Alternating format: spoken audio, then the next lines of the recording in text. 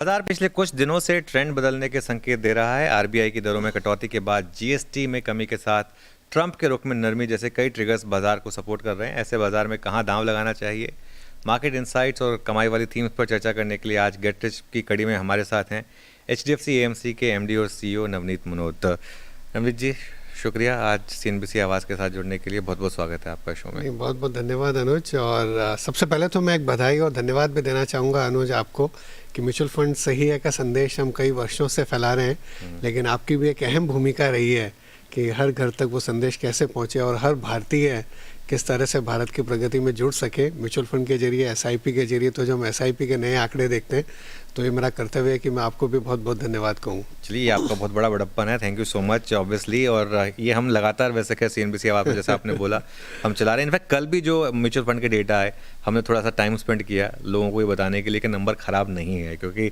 कुछ लोगों को लगता है कि नहीं थोड़े से नंबर कम हुए, क्योंकि एसआईपी का नंबर अभी भी इंटैक्ट है। जो तो आजकल एक महीने में जो नंबर आता है वो पहले एक साल में भी नहीं आता था। इतना वही कह रहा हूं कि नंबर खराब नहीं है, नंबर काफी अच्छा है। इतने साल फंड मैनेजर रहा नहीं नवनीत जी, हम तो कभी सोच भी नहीं सकते थे कि एक महीने में इतना पैसा आएगा।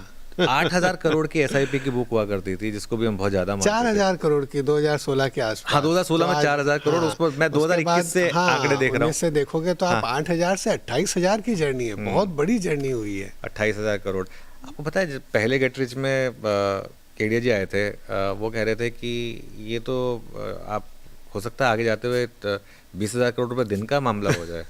मतलब अगर ड्रीम करना ही है तो अब भारतीय मार्केट में जिस तरीके से 1 लाख करोड़ थी 2002 में, आप सोचिए पूरी इंडस्ट्री। जब आप कह रहे हो ना कि अगर इक्विटी और हाइब्रिड फंड्स को जोड़ के देखूं, पिछले महीने 45,000 करोड़ आया और आप कह रहे हो कि इस महीने कम आया है। हाँ। पूरी इंडस्ट्री 1 लाख करोड़ थी, पूरा इक्विटी का एवीएम में 2 लाख करोड़ था 2014 की शुरुआत में। अच्छा, मैं कह रहा हूँ कि हमने ये क्लैरिफिकेशन दिया कि नंबर कम नहीं है। हाँ। कुछ लोगों को लगा कि नंबर कम है, लेकिन हमने कहा कि नंबर कम नहीं है। भी थी, कुछ कमी थी एनएफओ और थीमेटिक फंड्स में, और थोड़े स्मॉल कैप में नंबर कम आए कंपैरेटिवली। मिड कैप में ज्यादा थे, कुछ और कैटेगरीज में लार्ज कैप में, फ्लेक्सी कैप में रुझान बढ़ रहा है। सो अच्छी बात है। हाँ, अच्छी बात है। तो ये अच्छा, इसी बीच पिछले हफ्ते एक और खबर आई थी कि एफआईआई की होल्डिंग भारतीय मार्केट में 2012 के बाद सबसे लोएस्ट लेवल पर आ गई है। तो क्या हम एक उस फेज में आ रहे हैं जहां पर, देखिए, हम कभी ये नहीं कह सकते कि हमें एफआई का पैसा नहीं चाहिए, हम एक डेवलपिंग कंट्री है, हमें फॉरेन कैपिटल हमेशा चाहिए, लेकिन क्या हम एक स्टेज पर आ रहे हैं जहां मार्केट धीरे धीरे थोड़ा आत्मनिर्भर बन रहा है, उनके टेंट्रम्स का शायद उतना इम्पैक्ट हमारे ऊपर ना पड़े जितना एक समय पहले पड़ा करता था? हमारे करियर में अनुज याद है जब भी आपसे मिलते थे तो हम यही ज़्यादा डिस्कस करते थे कि एफपीआई बेच रहे हैं या एफपीआई ले रहे हैं। तब हमने ऐसा सोचा भी नहीं होगा कि एक दिन ऐसा आएगा जब एफपीआई के नंबर्स इररिलेवेंट हो जाएंगे। पर आपने बिल्कुल सही कहा, भारत को दोनों चाहिए, घरेलू निवेश भी चाहिए और बाहर का निवेश भी चाहिए। और मुझे विश्वास है कि जो भी हम कर रहे हैं अर्थव्यवस्था में, जो भी हम कर रहे हैं, और भारत ही एक देश है, आप नेपाल से लेकर फ्रांस तक देख लीजिए, आप अमेरिका से लेकर चीन तक देख लीजिए, जहाँ पर राजनीतिक, आर्थिक, वित्तीय और सामाजिक जो स्थिरता हमारे यहाँ पर है वो बहुत कम देशों में है। कोई ना कोई समय पर मुझे जब लगता है कि कॉर्पोरेट प्रॉफिट्स की थोड़ी वृद्धि बढ़ेगी, गति बढ़ेगी, और थोड़े से वैल्यूएशन जब उसके ऑटोमेटिकली ठीक लगने लग जाएंगे, मुझे लगता है कि विदेशी निवेशकों का भी काफ़ी पैसा आएगा। और आप प्राइमरी मार्केट में देख लीजिए अनुज, आप करीब करीब हर आईपीओ में देख लीजिए, करीब करीब आप हर उसमें ओएफएस वगैरह में देख लीजिए, तो उसमें कई सारे नामचीन विदेशी निवेशकों का नाम रहता है हमेशा। तो ऐसा क्यों हो रहा है कि प्राइमरी मार्केट में 6-6 हज़ार करोड़ के आईपीओ को 5 लाख करोड़ की डिमांड आ जाती है, लेकिन सेकेंडरी मार्केट में पैसा डालने से वो कतरा रहे हैं? नहीं ले रहे हैं। नहीं, कई कारण हो सकते हैं। 2-3 देश ऐसे देश हैं जहाँ पर पॉजिटिव फ्लोज हैं बहुत वर्षों तक। हाँ, चीन का बाजार अच्छा नहीं कर रहा था, लास्ट 1 साल ऐसा है जहाँ पर चीन के बाजार ने अच्छा किया है। अमेरिका के कुछ जो टेक के स्टॉक्स हैं वो बढ़े जा रहे हैं, तो एक मोमेंटम वहाँ पर बहुत स्ट्रांग है। पर मुझे लगता है कहीं ना कहीं भारत की अर्थव्यवस्था अच्छी है, बाजार अच्छा है, और कोई ऐसा समय आएगा जब उनका निवेश भी वापस आएगा।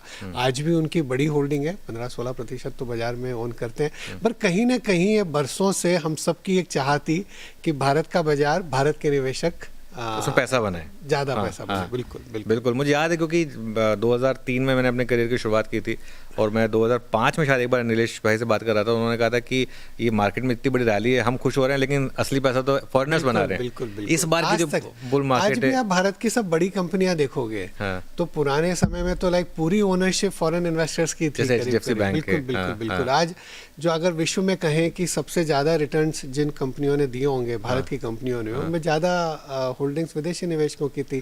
तो ये तो राष्ट्र के लिए अच्छा है कि कहीं ना कहीं एक आत्मनिर्भरता पूंजी बाजारों में तो आई है। हाँ, बिल्कुल बिल्कुल। अच्छा, आपने बात कही कि जो जिस तरीके से सिचुएशन बेटर होनी शुरू हुई है, एक सवाल ये बनता है कि पिछले एक हफ्ते मार्केट भागा है, लेकिन अच्छी से अच्छी खबर पर भी एक मार्केट में वो रैली नहीं थी। मतलब आप देखिए, जीडीपी का इतना अच्छा नंबर आया 7.8% का, उसके बाद प्राइम मिनिस्टर ने इतना बड़ा जीएसटी का रिफॉर्म अनाउंस किया, जीएसटी कट का, उसके बाद वो आ भी गया और एकदम क्लीन जीएसटी कट आया, उसके बाद भी वो फीलिंग नहीं आई कि वो बुल मार्केट वापस शुरू हुई है। ऐसा क्यों हो रहा है? फर्स्ट वीक ऑफ अप्रैल में जब भारत पर टैरिफ लगाया गया और उसके बाद जब टैरिफ बढ़ाया गया, तो उसके बाद सबको ऐसा लग रहा था कि भारत के बाजार तो नीचे ही रहेंगे अगले 6 महीने 12 महीने।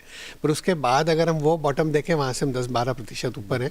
मुझे लगता है कि जैसे ही अगर 1-2 क्वार्टर में जो भी हमने रिफॉर्म्स किए हैं, चाहे हमने ब्याज की दरों में कटौती करी है, आरबीआई ने लिक्विडिटी बढ़ाई है, अभी ये जो हमने जीएसटी में कट किया है, पर्सनल इनकम टैक्स में कट किया है, इन सब का प्रभाव जब कंजम्पशन पर दिखेगा, गवर्नमेंट कैपेक्स चालू रख रही है, थोड़ा सा प्राइवेट कैपेक्स दिखेगा, तो जब कॉर्पोरेट प्रॉफिट्स में थोड़ी सी बढ़ोतरी दिखेगी, मुझे लगता है वो जब समय होगा जब आपको यहाँ से वहाँ पर अपटिक दिखेगा।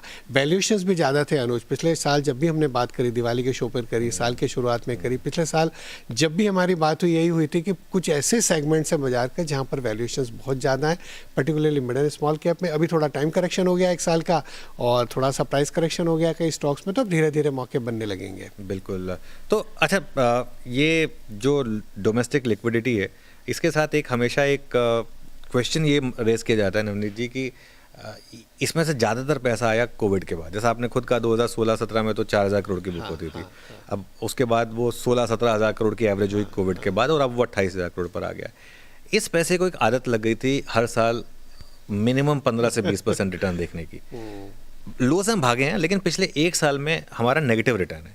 अगर आप 1 साल का भी मूव देखेंगे, पिछले सितंबर में हमने ऑल टाइम हाई लगाया था 26,000 से ऊपर का, आज हम 25,000 पर हैं। तो कहीं ना कहीं ये रिस्क रहेगा क्या कि इस पैसे को लगेगा कि इससे अच्छा मैं गोल्ड में क्यों ना डाल दूं, क्रिप्टो में क्यों ना डाल दूं, एटलीस्ट वहाँ रिटर्न तो जनरेट हो रहे हैं कम से कम, ये रिस्क रहेगा? या फिर अभी भी आपको लगता है कि नहीं, इक्विटी में जो मज़ा है वो रहेगा और आगे ऐसे आता रहेगा? पिछले 30 साल का इतिहास है हमारे, तो कई फंड्स हैं जो 25-30 साल से इतिहास जिनका है, और जिस तरह की कंपाउंडिंग हुई है, 200 गुना पैसा हो गया, फ्लेक्सी कैप 200 गुना हो गया। क्योंकि मैंने रिटर्न बता दिया, मैं कहूँगा mutual funds are subject to market risk, please read the offer document carefully, past returns are no indication of future returns. But ये दर्शाता है कि कंपाउंडिंग क्या होती है। और आपने सही कहा कि पिछले 4-5 वर्षों में बहुत सारे नए निवेशक आए हैं, और उन्होंने ऐसा कोई बड़ा ड्रॉडाउन नहीं देखा है, उन्होंने ऐसा नहीं देखा है कि 1 साल में पैसे नहीं बने।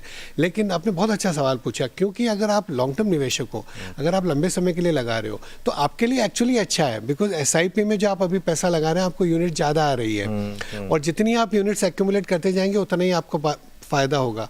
ये जो मैंने बताया 200 गुना हुआ फ्लेक्सी कैप में, अगर आप फर्स्ट 4-5 साल देखेंगे उसके, तो उसमें एनएवी में मूवमेंट ही नहीं हुआ, इसीलिए आपके पैसे इतने बन पाए, क्योंकि वो पैसा एक्यूमुलेट हो गया आपका उस जमे पर। अगर हर महीने, हर 3 महीने, हर साल अगर बाजार बहुत बढ़ता रहेगा, तो एसआईपी के निवेशक के लिए अच्छा नहीं है। बिल्कुल। वो कहते हैं ना कि स्टॉक मार्केट में फॉर डेकेड्स नथिंग हैपेंस, और कई बार एक दिन में डेकेड्स हैपन। सबसे बड़ा एग्जांपल कल ओरेकल जिस तरीके से, बिल्कुल, और ऐसा ही होता है। तो 30 सालों में पैसे उन्हीं के बने हैं जिन्होंने नियमितता से निवेश किया, जिन्होंने अनुशासन से निवेश किया, जिन्होंने ये टाइमिंग करने की कोशिश करी। तो मुझे याद है कि अक्टूबर 2008 से जब मार्च 2009 तक बाजार नीचे था, बहुत लोगों ने अपनी एसआईपी बंद कर दी। तो आपने पहले तो एसआईपी करी, जब 6 महीने साल भर बाजार नीचे था, तब आपने नहीं करी, तो आप यूनिट्स ही एक्यूमुलेट नहीं कर पाए नीचे लेवल पे। बिल्कुल। क्या टैरिफ वाला मामला वाकई में भारतीय मार्केट के लिए अगर ये रिजॉल्व अच्छे से ना हो, तो क्या वाकई में एक बड़ा हेडेक बन सकता है? या फिर जिस तरीके के रिसेंट टाइम में डोनाल्ड ट्रंप साहब के ट्रूथ्स रहे हैं, और प्राइम मिनिस्टर ने भी उनको जिस तरीके से रिस्पॉन्ड किया है, एक सेंस बन रही है क्या? पीयूष गोयल जी आए थे हमारे चैनल पर, बोल के गए थे कि नवंबर तक ट्रेड डील हो जाएगी। तो क्या मान के चलें कि ये एक मार्केट होप लेके चलेगा कि वो जो 50% टैरिफ था वो सिर्फ एक नेगोशिएशन टैक्टिक थी और ट्रेड डील जल्द होगी? मुझे लगता है कि भारत ने बहुत ही धैर्य, बहुत ही संयम और बहुत ही मैं कहूँगा कि सूझबूझ के साथ इस स्थिति को मैं कहूँगा निकाला है। और कहीं ना कहीं पिछले कई महीनों में टैरिफ या टैरिफ के बगैर भी जितने भी रिफॉर्म्स हुए हैं, कुछ की हमने बात करी, जिस तरह का डीरेगुलेशन या simplification, ease of doing business पर हम कार्य कर रहे हैं, आई थिंक उस सबका एक दूरगामी अच्छा परिणाम होगा। और टैरिफ का मुझे पूरा विश्वास है, भारत और अमेरिका टेबल पर बैठकर दोनों सरकारें जरूर ही चाहेगी कि ये भारत सबसे बड़ी डेमोक्रेसी है, सबसे बड़ी एक आर्थिक शक्ति के रूप में उभर रही है, भारत के पास टैलेंट है, भारत के पास डेमोग्राफिक्स है, अगले 10, 15, 20 साल में सबसे ज़्यादा कंज्यूमर भारत देने वाला है, सबसे ज़्यादा लेबर फोर्स भारत देने वाली है, और एक ऐसी डेमोक्रेसी और पॉलिटिकल स्टेबल गवर्नमेंट है।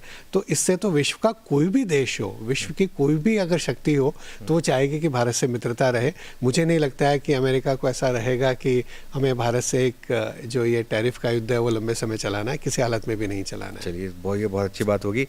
दूसरा जो बड़ा ट्रिगर रहा है पिछले कुछ दिनों में, वो था जीएसटी का कट। एक्चुअली जीएसटी कट को मैं आइसोलेशन में नहीं देखता। मेरे ख्याल से जो सरकार ने शुरुआत की थी फरवरी में बजट में इनकम टैक्स कट के साथ, पर्सनल इनकम टैक्स कट के साथ, उसके बाद जिस तरह से लगातार आरबीआई ने रेट कट्स किए, उन सब का एक इम्पैक्ट देखने को मिला।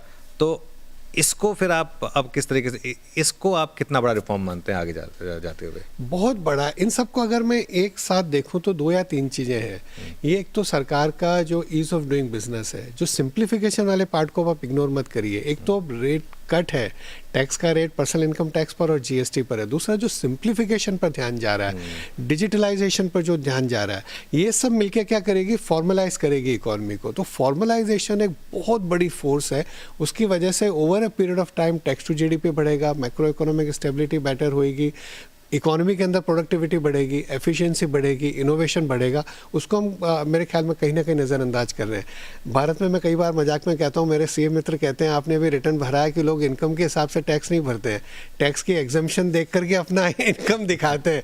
तो कहीं ना कहीं कई छोटे मजले जो व्यापारी हैं, जो कहीं ना कहीं टैक्स नहीं दे रहे थे, धीरे धीरे चाहेंगे कि यार रिटर्न भर के 12 लाख तो इनकम नहीं है, कंप्लायंस बेटर करें और उस पैसे को हम सही तरह से निवेश कर सकते हैं। नहीं तो कहीं ना कहीं आप उस कैश को, कई जो पैरेलल इकोनॉमी चल रही थी, मुझे लगता है कि बहुत ही सोचा समझा एक बहुत ही बड़ा जो कदम है कि धीरे धीरे इकोनॉमी को फॉर्मलाइज कैसे किया जाए और डिजिटलाइजेशन के जरिए।